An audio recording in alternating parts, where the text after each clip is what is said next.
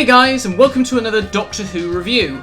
Today I'm taking a look at the brand new 13th Doctor's Sonic Screwdriver by Character Options. And once again, a big thank you to them and to Evolution PR for sending a sample for me to review.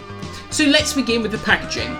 It comes in that cylindrical plastic shell that we've come to know from previous Sonic Screwdriver toys, with a paper sleeve featuring the new style guide, including the TARDIS and stacked version of the logo. The back gives us all the technical info, and then the interior of the sleeve doubles as the instructions. Out of the box, the Sonic is, well, it's different, I'll give you that. This was designed by Arwell Wynne-Jones, and as you can see, there's almost a techno-organic element to this design. It feels very alien. The metal has an interesting texture to it, which stands out because of the dark wash. It's subtle, but it works well. The real focus is the crystalline element, which is present through the entire design. There's a small nub on the top, and then portions of it are visible beneath the metal sections. The main nub also features some thin slivers of silver, again giving off a techno-organic vibe, which ends with a more constructed portion with the ribbed area. The join between the main portion and the handle is also connected by something that seems more man-made, so perhaps this Sonic is a hodgepodge of elements that the Doctor cobbles together? Who knows? Moving on to the play features, there are two buttons. The top one doesn't work, it's just a dummy. Now this seems weird that they didn't try to utilise that aspect of the design into an actual feature, but I'm sure there's a practical reason for that. The lower button accesses all of the play features, which again seems weird to me because naturally I want to use my thumb to operate the button on top. It just feels more comfortable. When you pick up the Sonic Screwdriver, the whole thing buzzes to life with light. This is all achieved by some sort of touch sensor, which seems to be mainly accessed by the main portion of the Sonic Screwdriver rather than holding on to the handle section. And then if you set it down and pick it back up, it then lights up again, and the light flickers ever so slightly, as if it's flowing with power. It's a really fun feature, and it's cool that you can just do that without having to press a button.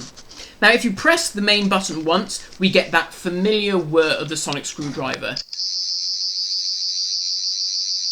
There's a slight click noise at the start, which seems to be new, but the Sonic Screwdriver sound is basically unchanged.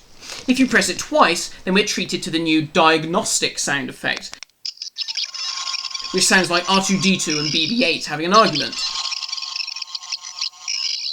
Then we have our third secret sound effect, which is similar to what we've had on previous Sonic Screwdriver toys. Press the button 3 times and we get the jittery whirring sound that was first introduced on the 11th Doctor's Sonic Screwdriver. And the light flickers to the jittering of the sound effect, which is a nice touch. And that's it, there's no other features. I was hoping to have a colour change feature to the lighting, particularly after one of the leaked pictures of the Sonic Screwdriver showed the lighting as red compared to the orange we've seen in the trailer. But it is worth noting that in the US, 720 have made their own version of the Sonic, which is a different sculpt and has different features, including a movable hilt and a motorised spinning crystal.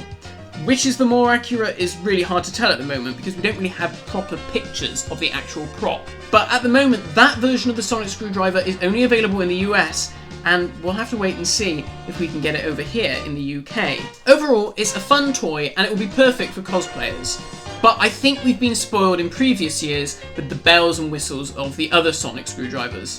I'm also not a huge fan of the design, which is not the fault of the toy maker, who seem to have captured the look of it very well. Judging from the way that they've sculpted it and the way they've utilised the crystal elements, it seems very similar to what we're seeing in some of the promotional images. But like I said, we haven't really seen a great deal of the Sonic Screwdriver prop yet. My only real gripe with the appearance of the toy is that we do have these rather ugly screws. The one in the base I can sort of forgive because that is, at the end of the day, the means to get the batteries in and out, but the one at the top is slightly unsightly. One thing I will say for the design of the Sonic Screwdriver, however, the handle portion is sort of growing on me. At first I thought it was a bit weird, but when you're holding it, it fits in your hand very comfortably. So thanks again to Character Options and Evolution PR for sending this toy over. It's a fun toy, and if you've collected all the Sonic Screwdrivers over the years, then you're definitely going to want to have this in your collection as well. And if you're a cosplayer, well, you're going to love it. And, you know, if you're a kid and you like Doctor Who, what's not to love? It lights up, it makes noises, you can pretend to be the Doctor. It's great. So, thank you for watching, guys. I'll see you all very soon for some more Doctor Who reviews.